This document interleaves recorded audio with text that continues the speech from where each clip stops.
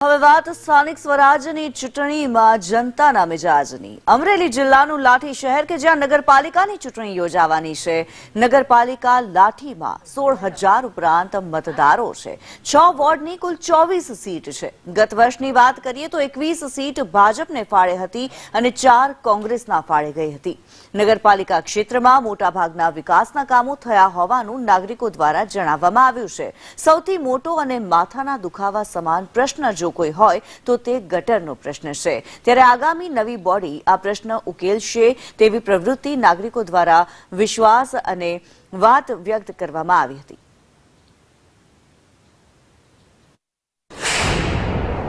અમરેલી જિલ્લામાં 4 નગરપાલિકાની ચૂંટણીઓના પડઘમ વાગી ચૂક્યા છે, સેન્સ લેવાઈ રહી છે। ત્યારે આપણે અત્યારે આવી પહોંચ્યા છીએ લાઠીની અંદર।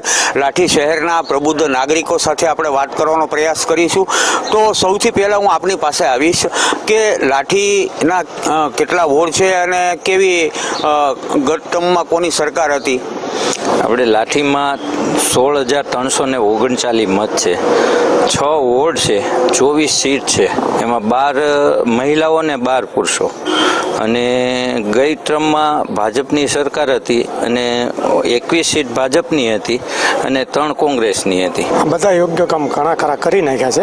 ગઈ બોડીમાં ભાજપની બોડી હતી ત્યારે બધા વિકાસના કામો પૂર્ણ કરેલા છે। મુખ્ય સમસ્યા તો હવે અંડરગ્રાઉન્ડ ગટરની થોડીક છે, બાકી તો બહુ કામગીરી સફાઈની, લાઇટની, પાણીની બહુ વ્યવસ્થા સરસ છે। અમારે એક ગટરનો પ્રશ્ન વધારે છે, કોળીવાળો આવશે ને કોળીવાળો, એમાં ગટરનો પ્રશ્ન છે, પણ એ રીતે અમે સરકારમાં એની મંજૂરી લાવી દીધી છે અને એ કામ ટૂંક સમયમાં શરૂ થાય છે। લાઠી નગરના વિકાસ માટે શું કરવું જોઈએ?